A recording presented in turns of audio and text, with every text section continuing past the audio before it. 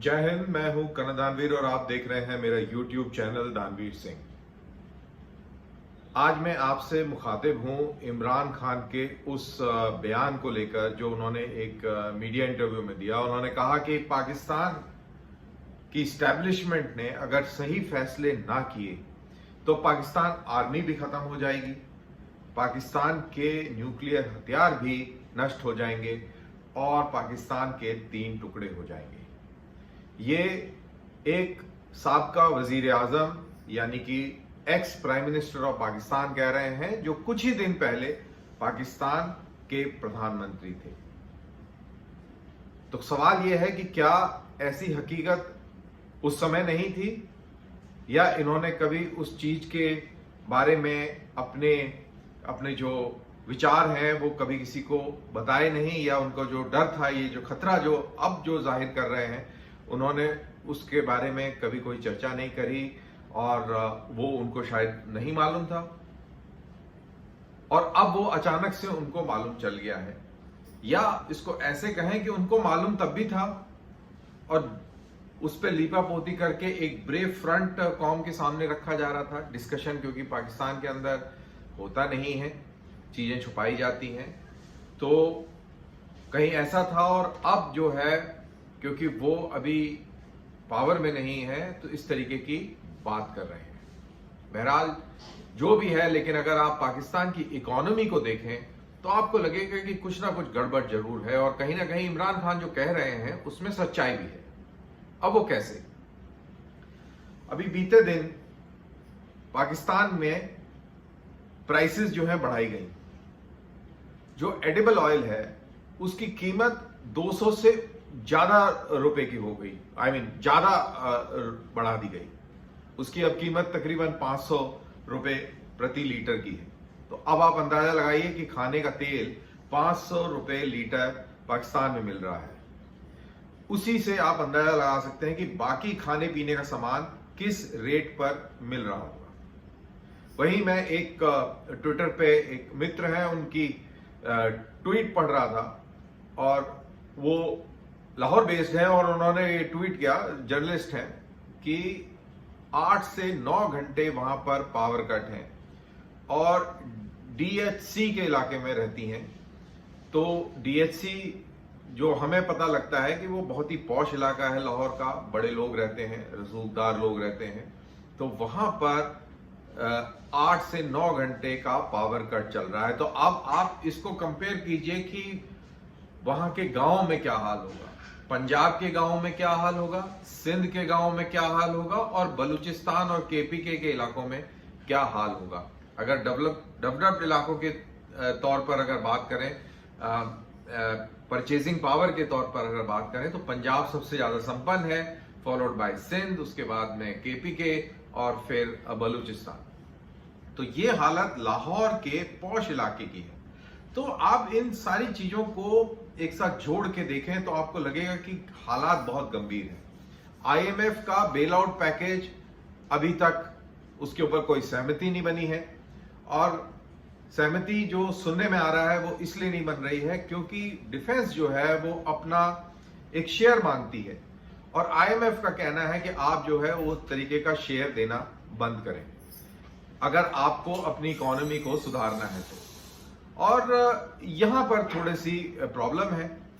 अब वो प्रॉब्लम इसलिए है कि पाकिस्तान की जो आर्मी है वो बहुत बड़ा डिफेंस बजट के नाम पर बहुत बड़ा देश की बजट का हिस्सा ले जाती है। तकरीबन 16% जो बजट होता है पाकिस्तान का वो डिफेंस के तरफ चले जाता है। डिफेंस एक आर्टिफिशियल थ्रेट क्रिएट करी गई है, इंडिया की तरफ से बहुत बड़ी थ्रेट बताई जाती है पाकिस्तान के अंदर। वो बात और है कि इंडिया ने आज तक पाकिस्तान के ऊपर एक भी हमला नहीं किया। वो बात और है कि पाकिस्तान ने ही सारे हमले भारत के ऊपर करे। आज भी आतंकवाद की घटनाओं में पाकिस्तान मुलव्विस है, जोर शोर से वो आतंकवादी हिंदुस्तान में भेजता है, और उसकी पॉलिसी में कोई बदलाव नहीं है। तो अगर इस डिफेंस बजट में कटौती होती है तो कहीं ना कहीं उसकी जो एंटी इंडिया जो फिलॉसफी है, जिसके बुनियाद पर ये पाकिस्तान खड़ा है, वो सफर करेगी।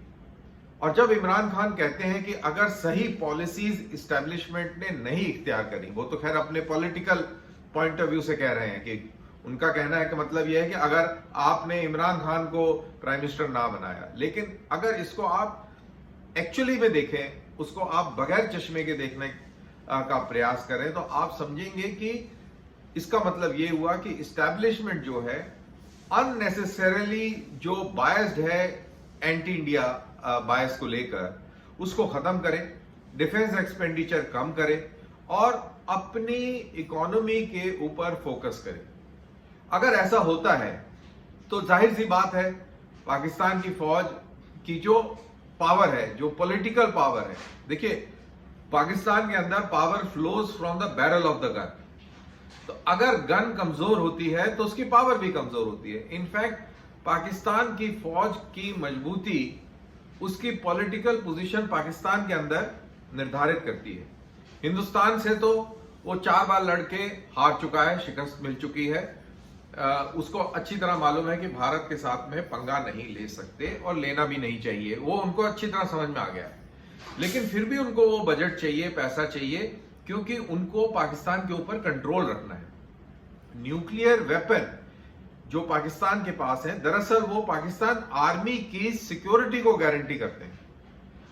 उनको लगता है कि न्यूक्लियर बम होने से भारत उनका वो भूत नहीं बनाएगा जो भारत ने बांग्लादेश के दौरान बनाया था। पाकिस्तान की फौज 1 लाख तक सैनिक उनके जो हैं उन्होंने सरेंडर किया था, तो ऐसी नौबत नहीं आएगी। दरअसल उनको अपने काबिलियत पे कोई भरोसा नहीं है, इसीलिए उन्होंने न्यूक्लियर हथियार रखे हैं, चलाने के लिए नहीं, बट वो सिर्फ दिखाने के लिए, डराने के लिए कि हमारा वो हाल ना कर देना भाई, ये हमारे पास न्यूक्लियर हथियार है। अब जब इमरान खान ये कहते हैं कि पाकिस्तान के 3 टुकड़े हो जाएंगे, तो बिल्कुल हो सकते हैं, क्योंकि सेक्टेरियन इश्यूज इतने ज्यादा हैं, सब नेशनलिज्म इतना जबरदस्त है पाकिस्तान में कि कोई एक दूसरे को देखना पसंद नहीं करता। सिंधी पंजाबी को, पंजाबी सिंधी को, बलूच इंडिपेंडेंस की बात कर रहे हैं, और खैबर पख्तूनख्वा के लोग जो हैं वो तहरीक तालिबान पाकिस्तान की तरफ ज्यादा उनका रुख है और अफगानिस्तान की तरफ ज्यादा रुख है बनिस्बत की पाकिस्तान की तरफ। और कई सारे ऐसे स्टेटमेंट आपको सुनने देखने को मिल जाएंगे जिसके अंदर ये डिवीजन क्लियरली मिल जाता है। अभी हाल ही में एक कोई शहबाज गिल करके हैं या कुछ इस तरीके का कोई नाम है एक व्यक्ति का, उसने कहा कि अगर ऐसे ही चलता रहा तो खैबर पख्तूनख्वा से पठान हथियार लेकर पंजाब के ऊपर धावा बोल देंगे। तो इस तरीके की बातें जब आप सुनते हैं तो आपको लगता है कि वहां पर एक बहुत ही डिफरेंट किस्म का गेम चल रहा है। अब पाकिस्तान की इकोनॉमी की बात करें तो पाकिस्तान अगर पीपीपी, जीडीपी पीपीपी मॉडल, जो कि एक्चुअल में आपकी जो परचेसिंग पावर है और जो आपका लिविंग स्टैंडर्ड है, जो आपकी चीजों को निर्धारित करता है, अगर उस हिसाब से देखें तो भारत दुनिया के अंदर तीसरी बड़ी इकोनॉमी है, और वहीं पाकिस्तान जो है इस कैलकुलेशन के हिसाब से तकरीबन 24वीं इकोनॉमी है। और अगर नॉमिनल जीडीपी के हिसाब से देखें तो भारत 5वें स्थान पर आता है और पाकिस्तान 48th स्थान पर, यानी कि तकरीबन 50वें स्थान पर आता है। इकोनॉमी का बहुत बुरा हाल है। इकोनॉमी अगर पाकिस्तान की दुरुस्त ना हुई और खाने का तेल जो आज 500 रुपए लीटर मिल रहा है कल 1000 रुपए लीटर होगा, और लोग सड़कों पर उसी तरीके से दिखेंगे जिस तरीके से आप श्रीलंका में देखते हैं। श्रीलंका जैसे मुल्क की तो मदद भारत ने दिल खोल के करी। कल ही 11 मीट्रिक टन खाद्य सामग्री श्रीलंका को भारत ने दी। भारत ने श्रीलंका की बहुत मदद करी। क्या भारत पाकिस्तान की वो मदद करेगा? इसमें कोई ज्यादा दिमाग लगाने की जरूरत नहीं है। भारत किसी भी हालत में पाकिस्तान की उस तरीके की मदद नहीं करेगा। पाकिस्तान की अगर कोई मदद करेगा तो चीन करेगा या कोई पश्चिमी देश में से आके उनकी मदद कर देगा, क्योंकि उनके लिए पाकिस्तान की एक अहमियत चाहे अभी फिलहाल उस तरीके से ना हो लेकिन लॉन्ग टर्म में है, क्योंकि पाकिस्तान बनाया ही उसी मकसद से था कि अगर पाकिस्तान ना बना होता और पूरा इंडिया एक होता तो वेस्ट को, पश्चिमी मुल्कों को ये समस्या होती, या वो उनको ऐसा लगता था कि इंडिया बहुत बड़ा पावरफुल कंट्री हो जाएगा क्योंकि इंडिया के पास बहुत सारे रिसोर्सेज हैं, कैपेबिलिटी है, काबिलियत है, उसके पास में एक पुरानी हिस्टोरिकल कल्चरल नॉलेज है, साइंस है, और एक तरीके का सेटअप है जो उसको एक बहुत ही खुद मुख्तार मुल्क बना देगा और वेस्ट को चुनौती दे देगा।